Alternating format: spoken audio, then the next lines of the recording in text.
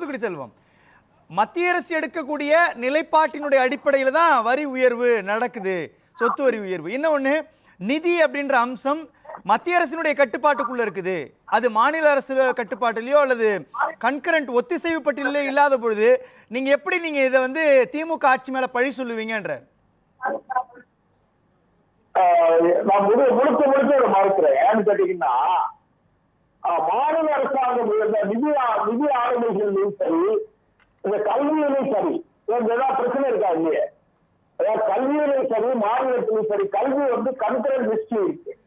Concurrent லிஸ்ட்ல இருக்கும்போது என்ன வரும்னா, சென்ட்ரலுக்கும் ஸ்டேட்டுக்கு ஏதாவது ஒரு வகையில சென்ட்ரல் ஆக்ட் ஸ்டேட் ஆக்ட் ஒரு கான்ஃபிளிக்ட் வருதுன்னு வச்சுக்கிடுங்க. சென்ட்ரல் ஒரு ஆக்ட் இருக்கு, ஸ்டேட் ஒரு ஆக்ட போட்டு இம்ப்ளிமெண்ட் பண்ணா அதுல சென்ட்ரல் ஆக்ட் தான் ப்ரீவைல் ஆகுங்கிறது தான் அரசியல் சட்டம். மத்திய அரசாங்கத்துடைய சட்டம் தான் அது மேலே நிற்கும் என்பதுதான் அரசியல் சட்டம். அதனால அதை நீங்க ஒண்ணு ஒதுக்கமாறீங்க. ஒண்ணு. ரெண்டாவது, இவ்வளவு பேசக்கூடிய திமுக கூட்டணி நண்பர்கள், திமுக ஆதரிக்கிற நண்பர்கள், தேர்தல் வாக்குறுதி என்பது என்ன தெரியுமா? எலெக்ஷன் மேனிஃபெஸ்டோங்கிறது ஒரு வகையான உத்தரவாதம். மக்களை எலெக்ஷன் மேனிஃபெஸ்டோங்கிறது ஒரு உத்தரவாதம் கொடுத்து ஒரு அபிநவேட் மாதிரி ஒரு வாக்குறுதி. அந்த வாக்குறுதியை கொடுக்கிற பொழுது திமுக அரசு 2021 தேர்தல் ஆண்டுல வந்து ஒவ்வொரு மாவட்டத்திலையும் புகார் பெற்று வச்சாங்க. என்னுடைய மதிப்புமிக்க நெறியாளருக்கு தெரியும், ஒவ்வொரு மாவட்டத்திலையும் ஒவ்வொரு தொகுதியிலும் சட்டமன்ற தொகுதியிலும் புகார் பெட்டி வைத்து அந்த புகார் பெட்டியில அந்த மக்கள் புகார்களை எல்லாம் போட்டு முதலமைச்சர் அவருக்கு ஆட்சி அதிகாரத்தை அந்த புகார் பெட்டியை ஓபன் பண்ணி திறந்து அவருடைய கோரிக்கைகளை எல்லாம் நிறைவேற்றுவதாக அவங்க ஒரு டிராமா பண்ணாங்க. புகார் பெட்டி வச்சு டிராமா பண்ணாங்க. இது அரசியலே வச்சுக்கிடுங்க. ஆனால் 505 வாக்குறுதிகள் கொடுத்து 505 வாக்குறுதிகளிலும் நாங்கள் மின்சக்கரத்தை உயர்த்த மாட்டோம், சொத்து வழியை மக்களை பாதிக்கிற வகையை உயர்த்த மாட்டோம், அதை போல மீட்டை உடனே ஒழிக்கிறோம் என்று அந்த மக்களுக்கு தெரியும். இப்படியெல்லாம் அள்ளி திணித்து மக்களை இன்னொரு கேட்டீங்கன்னா இல்ல தூத்துக்குடி செல்வம், அங்கதான் சாரநாத் என்ன கேட்கிறாரு, நீங்களே திருத்தத்தை செய்வீங்க, நீங்களே சொத்து வரி உயர்வுக்கு அடித்தளத்தை அமைப்பீங்க, ஆனால் பழி மட்டும் நாங்க வாங்கிக்கணும்ன்றது நியாயமான்றார். நீட்டிலிருந்து சொத்து வரி உயர்விலிருந்து உதயமின் திட்டத்திலிருந்து எல்லாத்தையும் திருத்தினது மத்திய அரசு அப்படின்றப்போ அதற்கு எதிராக சட்ட ரீதியிலான போராட்டத்தை கையில் எடுக்கிறோம், மக்கள் மன்றத்திலையும் போராடுறோம், ஒவ்வொரு முறையும் போராடி தான் நாங்க எல்லாத்தையும் அனுபவிக்கிறோன்றப்போ போராடுறதுக்கான தூண்டுதலே பாஜக தானே உருவாக்கி இருக்குதுன்றார். அதுக்குரிய நெறியாளர்கள் அவர்கள் வந்து உங்க மூலமா சொல்றேன், ஒரு கிலோவாட்டுக்கு 150 ரூபாய் உயர்த்துறாங்க. 2021 கொரோனா வந்தது. அதனால 2021 ஆட்சி அதிகாரத்துக்கு வந்தப்போ கொரோனா எப்பிரியதுனால ஒண்ணும் செய்யல. அதுக்கு பிறகு 2022 ஒரு கிலோவாட்டுக்கு 150 ரூபாய் உயர்த்துறாங்க. 2023 2 முறை அதாவது 300 ரூபாய் ஆக்குறாங்க ஒரு கிலோவாட்டுக்கு மின்சாரத்துக்கு. அதுக்கு பிறகு உடனடியாக 614 ரூபாய் 300 ரூபாயா இருந்த ஒரு கிலோவாட் மின்சாரம் 67 ரூபாய் ஆச்சு. இன்றைக்கு மின் கட்டணம் வேறும் தாறுமாறாக மக்களை பாதிக்கிறது. அதுல போக மின் கட்டண வேறும் மாத்திரமல்ல, மின்சார தட்டுப்பாடும் கிராமங்களிலே இருக்கிறது. தூத்துக்குடி செல்வம், இல்ல நம்ம உடச்சே பேசுறேன். தூத்துக்குடி செல்வம், ஒரே ஒரு கேள்விதான். திமுக அரசாங்கம் சொத்து வரியை உயர்த்த மாட்டாங்க இனிமே. ஆனால் சொத்து வரியை உயர்த்தாம திமுக அரசாங்கம் இருந்துச்சுன்னா தமிழ்நாட்டுக்கு சேர வேண்டிய 4,36,361 கோடி ரூபாய் வருவாயை கொடுப்பீங்களா? நான் அருமையா கேட்டீங்க. நேற்று முன்தினம் நம்முடைய மாண்புமிகு முதலமைச்சர் அவர்கள் டெல்லிக்கு சென்று மாண்புமிகு பிரதமர் அவர்களை சந்தித்து அந்த நிதி ஆயோக் கூட்டத்தில் கடந்த 3 ஆண்டுகள் போகல. மரியாதைக்குரிய நெறியாளர் அவர்களே, 3 ஆண்டுகள் முதலமைச்சர் டெல்லிக்கு போகல, நிதி ஆயோக் கூட்டத்துக்கு போகல. ஆனால் நேற்றுக்கு முன்பே போயிருக்கிறார், வரவேற்கிறோம். நேற்றுக்கு முன்பே போய் கேள்விகளை இருக்கிறார். இல்ல தூத்துக்குடி செல்வம், என்னுடைய கேள்வி ரொம்ப எளிமையானது. தூத்துக்குடி செல்வம், 2021 தேர்தல் அறிக்கையில நாங்கள் ஆட்சிக்கு வந்தால் சொத்து வரியை உயர்த்த மாட்டோம்னு திமுக சொல்லியிருக்கிறாங்க. இப்போ அந்த ஸ்டாண்டை எடுத்து சொத்து வரியை உயர்த்தாமல் இருந்தாங்க அப்படின்னா 2022-24 வரையில் இருக்கக்கூடிய அந்த நிதியாண்டுக்கான 4,36,361 கோடி ரூபாய் சொத்து அந்த வருவாயை கொடுப்பீங்களா கொடுக்க மாட்டீங்களா? அதான் கேள்வி. நீங்க பத்திரப்பதிவுத்துறையில யாரை கேட்கிறீங்க? சொத்து வரி இல்ல, நில மதிப்பை கைட்லைன்ல கைட்லைன் வேல்யூ யாரை கேட்டு வைக்கிறீங்க? அச்சடிக்கான சொல்லி வைக்கிறீங்க. கைட்லைன் வேல்யூ பார்த்ததுன்னா எது சந்தை மதிப்பு இல்ல, வழிகாட்டு மதிப்பை தாறுமாறாக உயர்த்தி அதன் மூலமாக பல ஆயிரம் கோடி ரூபாய் நேரடியாகவும் மறைமுகமாகவும் பல ஆயிரம் கோடி ரூபாயை நீங்க வரி உயர்த்தியதன் மூலமாக வருவாய் இருக்கிறது அரசாங்கம். அது யாருக்கு கேட்டு சொல்றீங்க? வியாபார வரி உயர்ந்திருக்கிறது, எல்லா வரியும் உயர்ந்திருக்கிற நிலையில எல்லாத்துக்கும் மத்திய அரசு மீது பழியை போட்டு எல்லாத்துக்கும் மத்திய அரசு தானே காரணம். எல்லாத்துக்கும் மத்திய அரசு தானே காரணம். தூத்துக்குடி செல்வம் ஜிஎஸ்டியை கொண்டு வந்ததன் மூலமாக சிறு குறு தொழிலுடைய வருவாயை அபகரிச்சிங்கன்றாங்க திமுக அதனுடைய கூட்டணி கட்சிகள். இப்பொழுது சொத்து வரி உயர்வுக்கான அங்கம் மத்திய அரசு கொண்டு வந்த 15வது நிதி கமிஷனுடைய திருத்தம் தானே.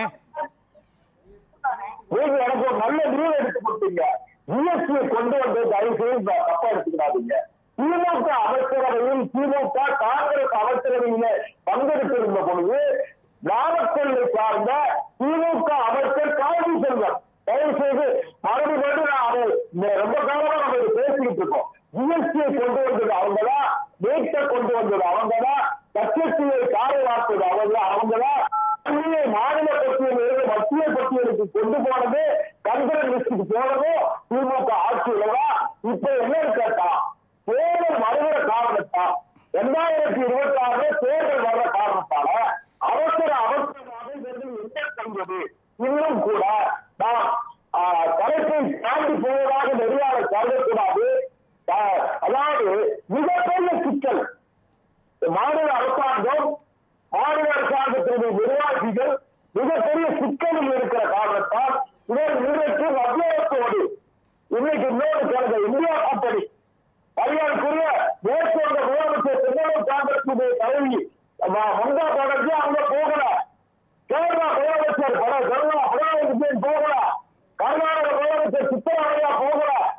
ஆனால் தமிழ்நாட்டுடைய முதலமைச்சர் பிரதமரை சந்திக்கிறார், சரியாக சந்திக்கிறார் என்றால் என்ன பேசினார்கள் என்று நாடு கேட்கிறது. எங்க இந்தியாவை கூட்டத்தில் கலந்துகிட்டு ஏன்னு சொல்லல, சரியாக சந்தித்தார்கள். அவர்கள் பிரதமரிடத்திலே முதலமைச்சர் என்ன கோரிக்கை வைத்தார்? அதான் தேர்தல் அதான் அறிக்கையாவே வெளியிட்டு இருக்கிறாங்க. அங்க பேசின கண்டென்ட் தான் அறிக்கையா வந்திருக்குது. ஏன் நிதி ஆயோக் கூட்டத்திலே பேசியிருக்கிறாங்க, பேசியிருக்கிறாங்க. நீங்க நிதி ஆயோக் கூட்டத்திலே முதலமைச்சர் கலந்து கொண்டார், 5 நிமிடம் அறிக்கையை வாசித்தார். அவருக்கு பிறகு தனியாக பிரதமரை சந்தித்து என்ன பேசுகிறார்? நான் கேட்கல, நாடு கேட்கிறது, நான் கேட்கிற மக்கள் கேட்கிறார்கள். அதனால இதுல பல விஷயங்கள் இருக்கு. திமுக மிகப்பெரிய அளவிலே சிக்கலை சந்தித்துக் கொண்டிருக்கிற காரணத்தால் அதிலிருந்து விடுபடுவதற்கு வழியில்லாமல் தத்தளித்துக் கொண்டிருக்கிறது. அதை தங்களை காப்பாற்றிக் கொள்ள வழியில்லாமல் இன்றைக்கு மிகப்பெரிய சிக்கலில் மிதந்து கொண்டிருக்கிறார்கள். அதனால இல்ல இது மிகைப்படுத்தப்பட்ட விமர்சனம் இல்லையா? இதுக்கு பதில வந்து திமுக கூட்டணியில் இருக்கக்கூடிய சாரநாத் தான் சொல்லணும். சாரநாத் அவர் என்ன சொல்றாரு, நீங்க வந்து இடி வழக்கு இது மாதிரியான அம்சங்களால தான் வந்து கொஞ்சம் அமைதியா போறீங்க பாஜக எதிர்ப்புல அப்படின்றாரு. 3 ஆண்டுகளாகவே வந்து நீத்தி ஆயோக் கூட்டத்துக்கு போகல, இப்ப போறீங்க.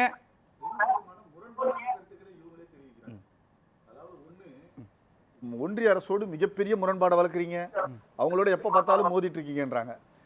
இவங்கள அடுத்தது என்ன சொல்றாங்க, இடி வழக்குகள்லாம் இருக்கிறதால ஒன்றிய அரசோடு அதாவது பிஜேபி அரசோடு இணக்கமா போறீங்கன்றாங்க. இதுல எது உண்மை? முதல்ல நீங்க வந்து திமுக அரசு ஒன்றிய அரசோடு அதிகமாக முரண்படுகிறதுன்னு சொல்றீங்களா, இல்ல இணக்கமா போகுதுன்றீங்களா? எந்த அளவுக்கு முரண்பட வேண்டும் என்றால் பாரதிய ஜனதா கட்சி என்கிற கட்சியினுடைய கொள்கைகளை ஒன்றிய அரசு செயல்படுத்தும் பொழுது முரண்பட வேண்டும். சரி, இப்ப நான் உங்கள்கிட்ட உடைச்சு கேட்கிறேன், சொத்து வரி விவகாரத்துல என்ன ஸ்டாண்ட் தான் எடுக்க போறீங்க? சொத்து வரி வருஷம் 6% உயர்த்திக்கிட்டே இருக்கும்.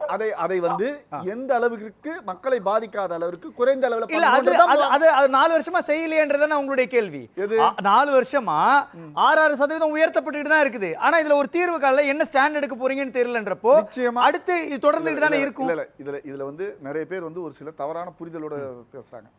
நீட் இல்ல இதை போன்ற பிரச்சனைகள் இது எதற்குமே மாநில அரசால் மட்டும் தீர்வு காண முடியாது. மாநில அரசு, அதாவது திமுக அரசோ எந்த ஒரு அரசோ இதை ஒழிக்க வேண்டும் என்று சொன்னால், இந்த எதேச்சாதிகார சட்டங்களை ஒழிக்க வேண்டும் என்று சொன்னால் மத்தியிலும் ஆட்சி மாற்றம் வர வேண்டும். அந்த ஆட்சி மாற்றம் வருவதற்கான சரியான வாய்ப்பு 2024 கிடைச்சிது. தமிழ்நாடு சரியா வாக்களிச்சது. கிட்டத்தட்ட மோடி அரசு வந்து வீழ்த்தப்படக்கூடிய சூழல் ஏற்பட்டுச்சு. காங்கிரஸ் கட்சி கிட்டத்தட்ட பிஜேபி போன்ற பல காலகட்டத்தில் செயல்பட்ட கட்சி தான். ஆனால் இன்றைக்கு அதனுடைய தலைவர் இல்ல நான் கேக்குறது நீங்க அரசியலா பேசுறீங்க. இல்ல சார் நான் ஒரே நிமிஷம் இருங்க. இல்ல பல திருத்தங்கள் மேற்கொள்ளப்பட்டிருக்கிறது நாடாளுமன்றத்துல. பெரும்பான்மை பலம் கொண்ட பாஜக அந்த திருத்தங்களை மேற்கொண்டிருக்குன்னு நீங்க சொல்றீங்க. குடியுரிமை திருத்த சட்டத்திலிருந்து பல விஷயங்கள் நடக்குது. இப்போ கடைசியா நடந்த வக்பு திருத்த சட்டம் வரை உச்சநீதிமன்றத்தில் வழக்கு தொடுத்து அதுக்கான சட்ட போராட்டங்களை திமுக முதன்மையாக பிரதானமா எடுத்து செய்யறப்போ சொத்து வரி விவகாரத்திலும் உச்சநீதிமன்றத்தில் ஒரு வழக்கு தொடர்ந்து அதை செய்யல. மாநில அரசு அந்த ஷரத்துகளுக்கு அந்த ஸ்பெசிபிக் கண்டிஷன் ஒப்புதல் அளித்து கையெழுத்து போட்டிருக்கு. ஆகையினால செய்யலாமேன்றேன். ஏன் செய்ய முடியாது? இல்ல நீங்க ஒரு வழக்கறிஞரோ இல்ல முடிச்சிடுறேன். வக்பு திருத்த சட்டத்திற்கு பெரும்பான்மையாக பலம் இல்லாத பொழுதும் கூட அது சட்டமாக மாநிலங்களவை மத்திய கொண்டு வந்துட்டாங்க. ஆனால் இதை நீங்க செய்யலாமே, செய்ய முடியாதா? வக்ஃப் வாரிய திருத்த சட்டத்திற்கு மாநில அரசாக எந்த அரசும் ஒப்புதல் வழங்கல. மக்களவை சொல்றேன். மாநிலங்களவை மக்களவையில் ஒப்புதல் ஆயிடுச்சு. ஒரு மாநிலங்களும் ஒப்புதல் வழங்கல. ஆனால் இந்த திட்டத்திற்கு, இந்த நிதி ஆணையத்தினுடைய ஷரத்துகளுக்கு மாநில அரசாக தமிழகம் ஒப்புதல் வழங்கியிருக்கு. நான் கேட்கிறேன் இதுல வழக்கு தொடர முடியுமா முடியாதா? இதுல வழக்கு தொடர முடியாது.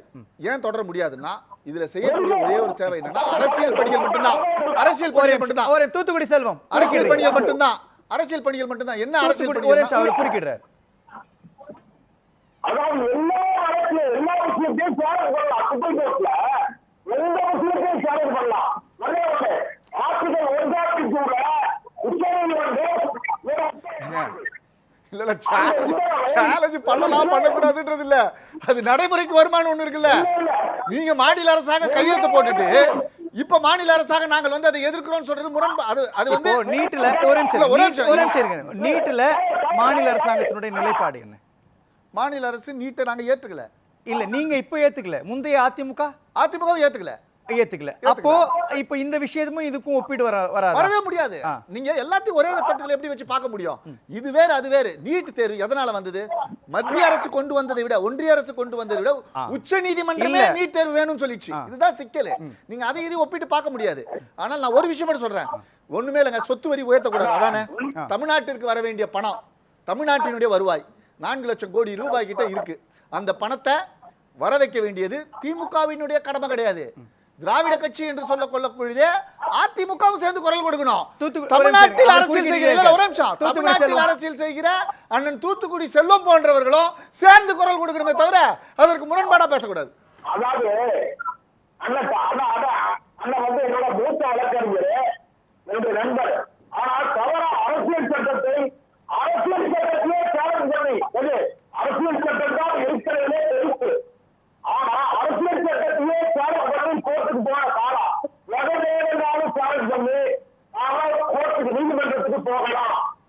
அதை தவறாக சொல்லக்கூடாது. ஏன்னு கேட்டா அவருடைய நாடாளுமன்ற உறுப்பினர்கள் நாடாளுமன்றத்தில் குரல் கொடுத்தாங்கன்னு சொன்னா அது யாருடைய குரல்? தமிழ்நாட்டினுடைய குரல், தமிழ்நாட்டு அரசினுடைய குரல் தான். அதனால எந்த தவறா சொல்லாம இந்த அரசு, திமுக அரசு எல்லா வகையிலும் தோற்று கொண்டிருக்கிறது.